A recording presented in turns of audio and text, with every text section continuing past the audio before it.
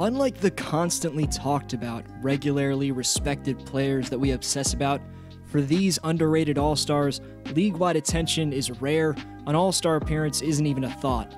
Tonight you learn about the incredible production of players who fans and media pay little attention to. Here's 10 NBA players quietly dominating in 2019. Hand off to CJ. He's right up the gut to the rim, bringing it down. In 8 games so far with the Memphis Grizzlies, Jonas Valans has averaged 18 and 9 on 60% shooting, potentially proving how, if Toronto used him more effectively, he could have been a dangerous low-post option for them. As the Grizzlies' young team grows, Jonas on and off the floor is a great center to have. He's a legit scoring option, whether starting next to Jaren Jackson, as he's been doing so far, or providing instant offense off the bench. Anytime you're an all-star snub while averaging over 21 with efficient shooting on the 4th best team in the Deep Western Conference, you qualify for this list. CJ McCollum's overlooked in the best NBA shooting guards discussion behind Harden. He's as good as anyone. He's the perfect complementary scorer to Damian Lillard, who really relies on his scoring, with defenders having to worry about the fact that McCollum can either shoot the 3 or cross over and shoot a mid-range, and then his crafty finishing at the rim is actually what got him into the league. Definitely one of the more versatile offensive talents in the NBA. Tougher, more so stronger than anyone in basketball, Aussie Steven Adams is all around just a beast.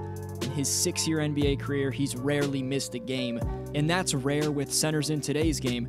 And so is the combination he brings to the table of just beastly finishing from post-ups and pick and roll and pick and pops, and just overwhelming strength, which allows him to dominate the glass easily, specifically on the offensive glass where he ranks 3rd in the NBA. His finesse around the basket relates to an NBA guard, and that's astounding based off of his size.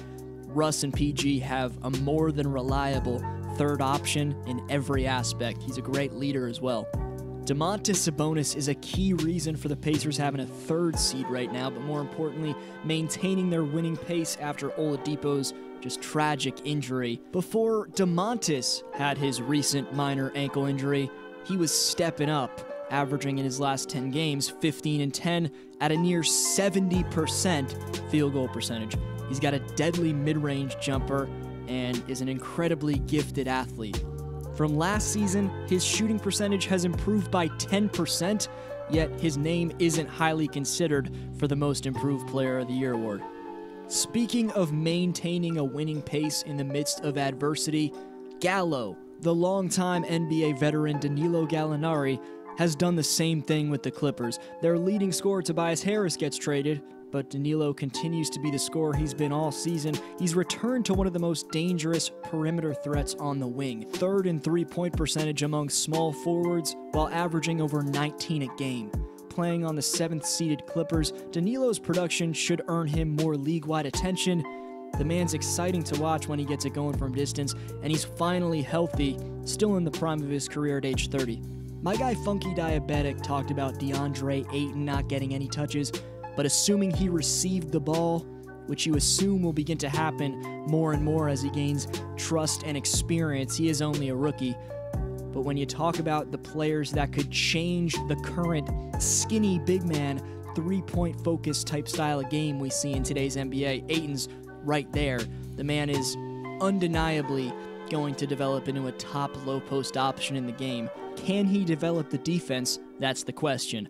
For the steady development in the 2nd year of his career, adding an efficient 3-point shot and keeping his all-around efficiency on a struggling Hawks team, John Collins gets some shine here tonight. Defensively, like Ayton, he's got to improve. A lot of defense, though, is IQ, and both these two need a lot more experience.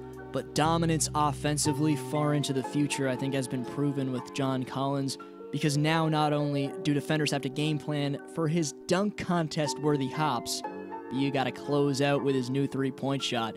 And as Atlanta drafts pieces around he and Trae Young, the floor spacing should make it much easier for a potentially Zion Williamson to fit in there. For the next 3, shout out to Shark of the Year, 5th place on the 2018 Community Speaks board. You're seeing his best hot takes. Show him some love and follow him on Twitter at Sharks332.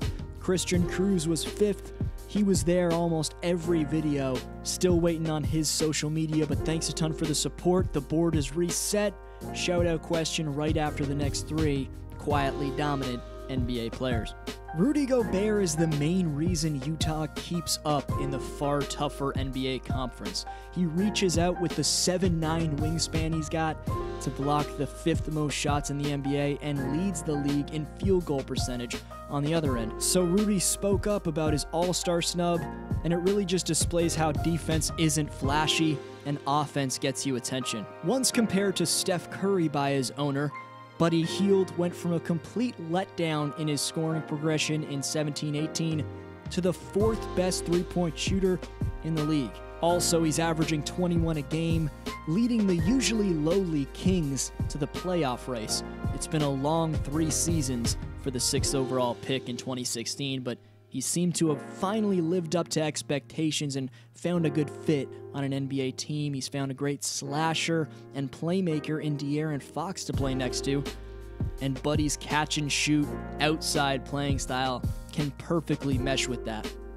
Honorable mentions are Clint Capella, who made a name for himself last playoffs as a top shot blocker, Hassan Whiteside, Miles Turner, and Andre Drummond being ranked 2nd, 3rd, and 4th in defensive rating. Drummond, you can debate, was an all-star snub. Lastly, Zach LaVine and Julius Randle's scoring improvement, along with Montrezl Harrell's dominant energy off the bench for the Clippers, earned them honorable mentions. Since being moved to Philly, Tobias Harris has shot over 50% from the field. All around, he's just an absolute mismatch for opposing power forwards. He's too strong, so you can't post him up. He rebounds well, and then it's his pull-up and spot-up threes that most 4 men will continue to struggle to slow down. He's 14th in the NBA in three-point percentage, and if the underdog Sixers make the finals, his efficiency from everywhere, which takes off a ton of pressure from Simmons, Butler, and Embiid, that'll be a big part of their success. The starting 5 for this Sixers team has just as much potential as the Bucks, Celtics, or Raptors. Can all of the egos in the locker room keep it together, though? If you're new, hit subscribe to join the community. All types of fresh content coming up you're not going to want to miss. Shout-out question is, what's the player that gets the least amount of respect in the NBA? This has been D-Flow. See you next video.